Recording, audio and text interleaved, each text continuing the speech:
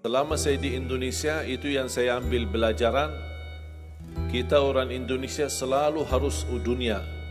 Tidak ada akhirat sendiri. Dunia dan mau kaya di dunia kaya, selamat di dunia selamat. Jadi dunia itu harus dibawa. Kalau udah bahasanya akhirat, pasti orang bertanya, terus dunia kita gimana? Makanya begitu saya membaca sukses dunia akhirat, wah ini Indonesia ini.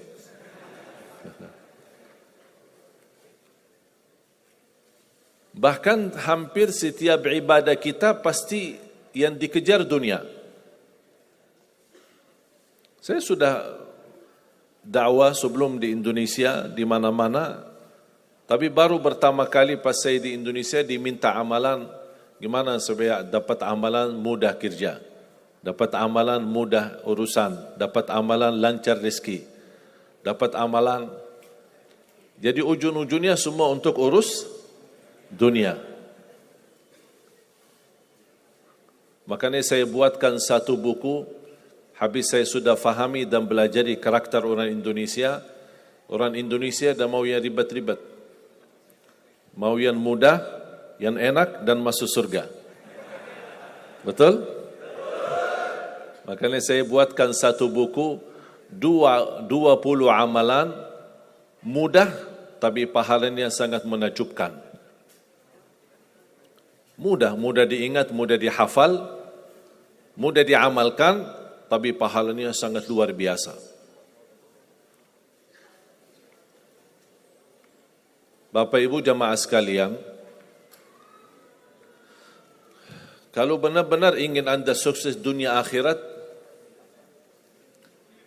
harus kita percaya sepenuhnya takdir. Kuncinya di situ. Percaya sepenuhnya takdir. Takdir itu menjadi salah satu rukun iman. Rukun iman ada berapa? 6. Rukun Islam? 5. Salat berapa waktu? 5 atau 4? Yakin 5? Soalnya benar tak salat subuh?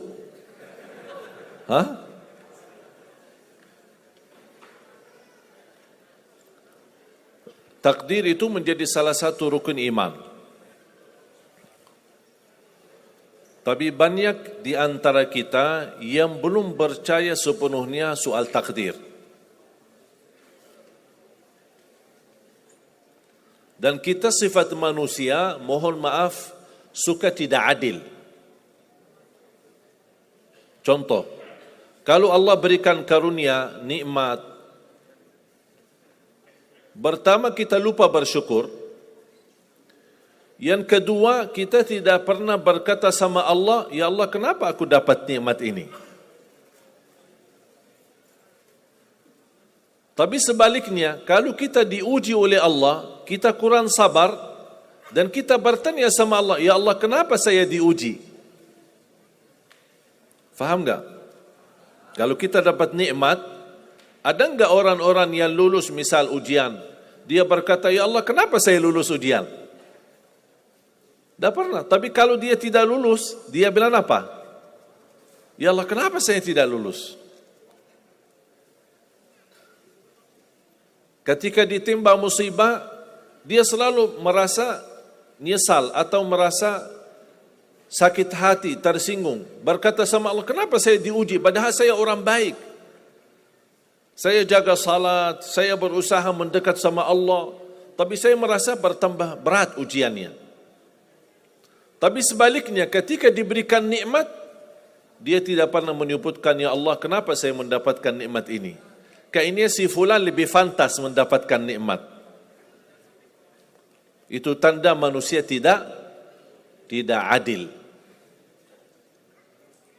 Tidak bersikap adil. Makanya subhanallah, semakin Anda mantap imannya terhadap takdir, semakin hidupmu jadi nikmat. Saya kasih contoh.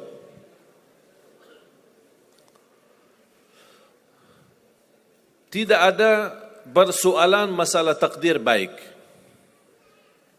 Itu bukan masalah bagi kita. Justru kita bertambah senang kalau kita mendapatkan takdir yang baik. Tapi yang menjadi persoalan bermasalah bagi kita adalah takdir buruk. Ketika ditimpa musibah, ketika ada ujian, ada sakit, kesulitan, penghasilan yang tidak mencukupi, dan banyak masalah keluarga, masalah rezeki, masalah sama majikan, masalah di kerjaan, itu yang membuat banyak beban fikiran.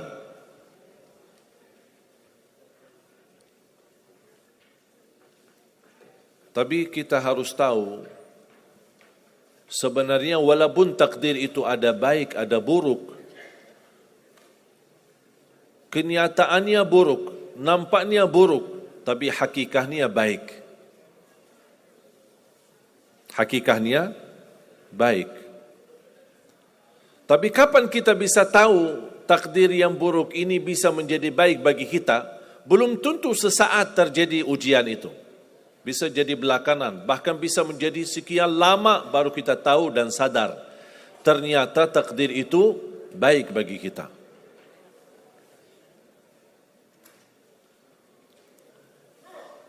Saya kasih contoh melalui cerita.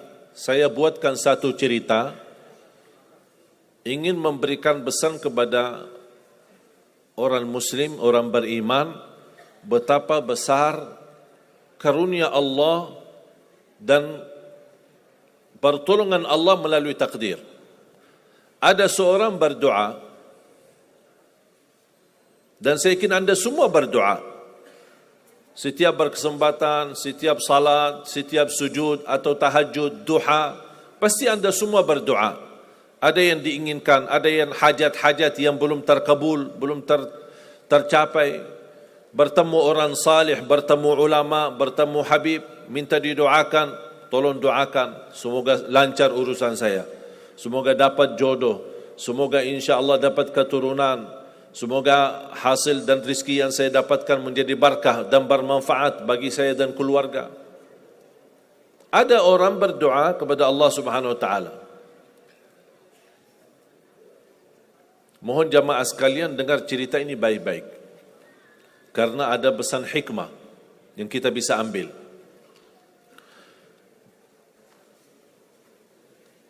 Orang ini berdoa tapi tidak melebihi selain doa meminta jodoh yang salihah, yang cantik, yang kaya.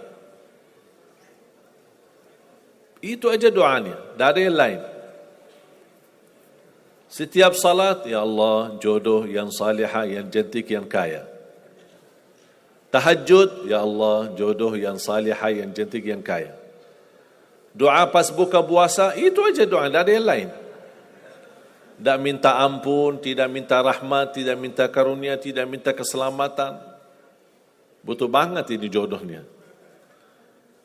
Dapat rezeki sedikit, dapat kemudahan berangkat haji.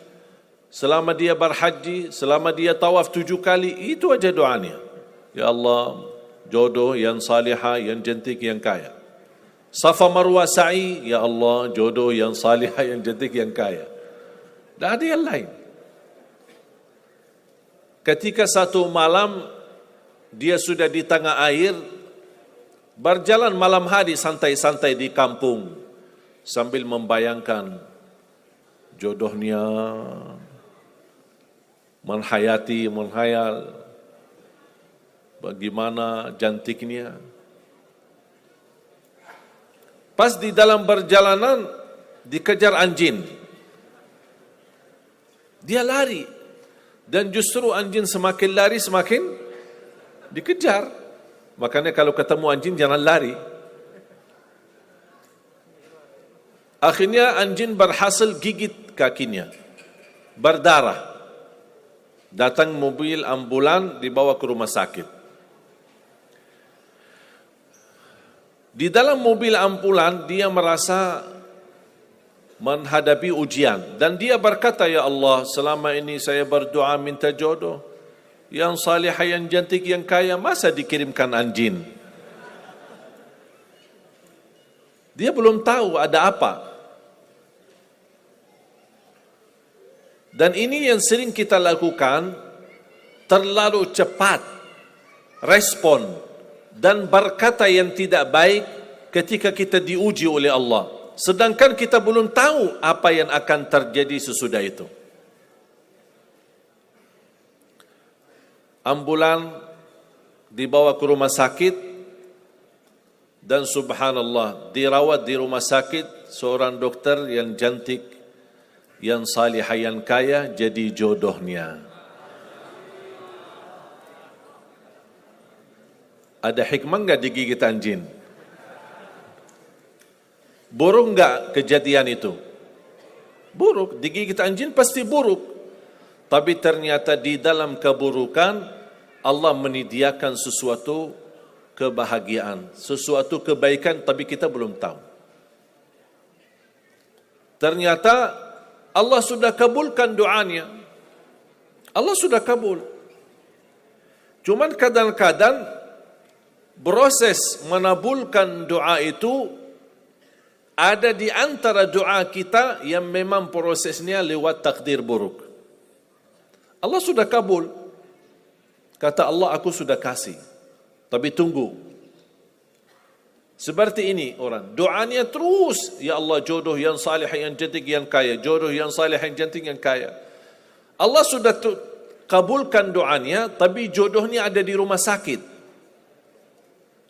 Berarti harus sakit dulu. Gimana cara sakit dulu? Allah punya bermacam cara, berbagai macam cara. Bisa sakit, tiba-tiba sakit, bisa apa saja alasannya. Di antaranya, tentara Allah yang ada di bumi. Semua yang bernyawa makhluk Allah. Patuh dan taat kepada Allah Subhanahu wa taala. Di antaranya anjing. Allah perintahkan gigit si fulan biar ketemu jodohnya di rumah sakit. Jalanin tugas. Memang kita menyesal ketika terjadi kecelakaan. Tapi kita tidak tahu apa hikmah di belakang kecelakaan itu. Dan sering saya bilang sama jemaah, mudah-mudahan Allah kabulkan semua hajat-hajatmu. Walaupun digigit, mau enggak digigit anjing dulu?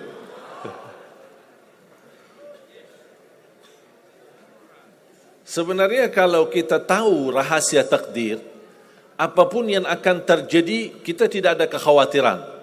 Karena kita tahu sesudah ujian ini pasti ada sesuatu kebaikan. Dan yakini Bapak Ibu, Allah Subhanahu wa taala Maha baik. Allah tidak senang menyusahkan hambanya. Tapi kadang-kadang proses untuk menuju kebaikan ada kesulitan dan tantangan. Seperti cerita seorang bapa yang bercita-cita untuk berhaji. Saya bertemu seorang jamaah, usia sudah mungkin 80-an, 80 tahun lebih. Saya pas bertemu diceritakan ini marbot masjid, ahli masjid. Saya berdialog, bertahun-tahun Masya Allah, kerjaannya hanya lap-lap masjid, bersihkan masjid, jaga masjid. Saya berkata sama beliau, Pak, apa yang Bapak inginkan? Tahu enggak jawabannya apa? Saya ingin haji. Tapi saya orang tidak mampu. Doakan mudah-mudahan saya bisa haji. Saya bilang insya-Allah Pak, kalau soal haji, soal umrah itu tidak tergantung dengan kemampuan.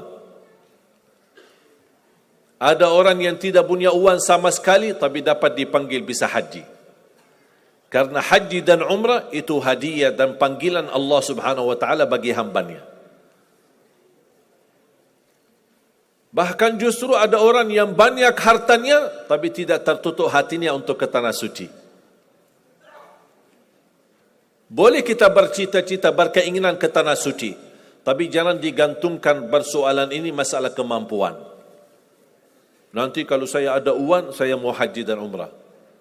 Belum tentu saat sudah ada uang, belum tentu haji dan umrah. Kalau belum dipanggil oleh Allah Subhanahu wa taala.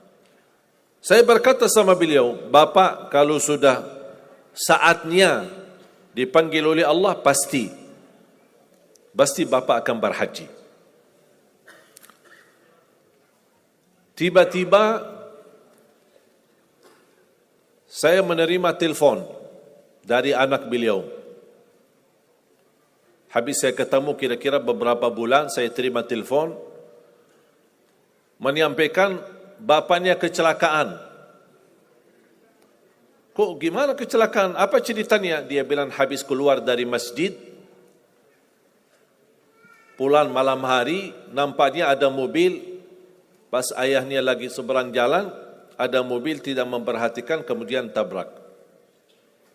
Alhamdulillah tidak terlalu parah, cuman perlu dirawat di rumah sakit sedikit, sebentar. Saya ke sana, pergi.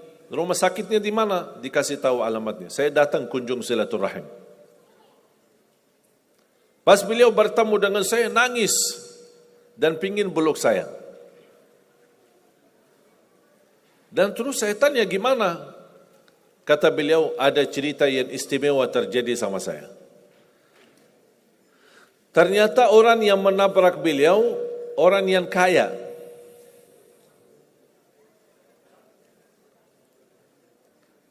Habis itu, orang yang kaya minta maaf sama si bapak ini.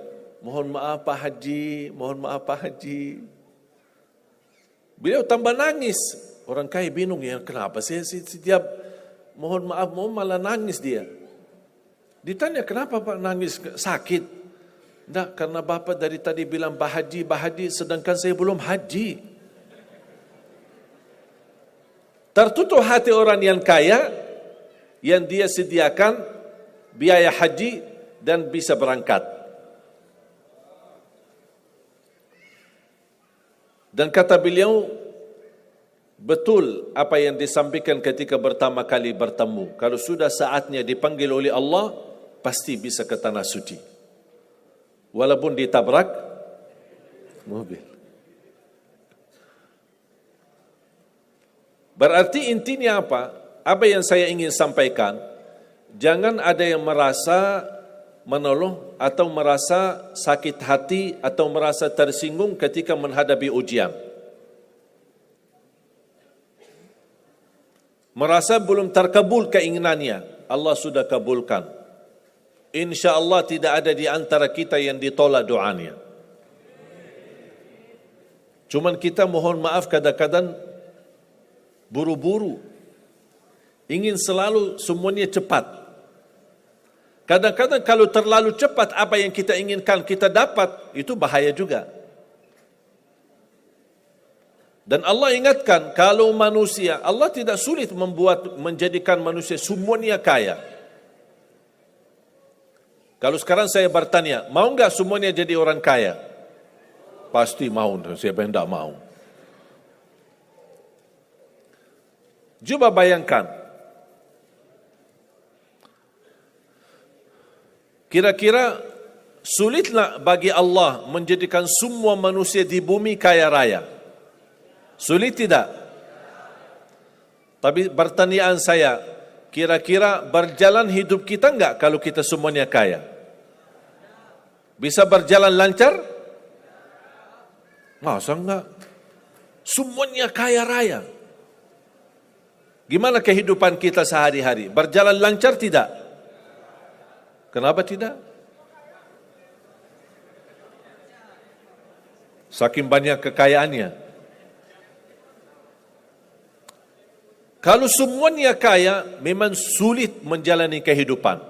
Contoh, cari supir. Siapa yang mau supirin kita? Sama-sama kaya. Datang minta tolong sama teman.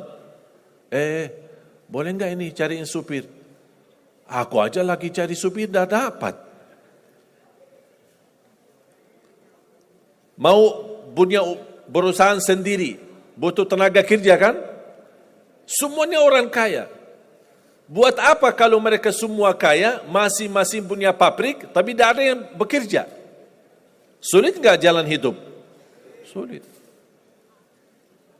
Sama sebaliknya, kalau semuanya di bumi miskin, susah. Kira-kira gimana hidup kita? Ya susah juga. Tidak bisa lancar hidup di dunia. Setiap ada orang datang minta tolong, Pak, apalagi saya Pak? Saya aja susah. Tapi makanya ada hikmah. Allah menjadikan ada yang kaya, ada yang miskin. Yang kaya menutupi kebutuhan yang miskin, miskin juga menutupi kebutuhan yang kaya. Saling mengisi. Supaya apa? Supaya dunia ini berjalan. Hidup kita berjalan. Tapi coba bayangkan, kalau semua orang kaya tidak mau membantu orang miskin. Dan semua orang miskin sombong, tidak mau melayani orang kaya. Gimana kehidupan kita? Susah. Makanya jemaah sekalian, kunci anda sukses dunia akhirat, percayalah takdir. Dan semua takdir itu baik, tapi kita belum tahu rahasianya.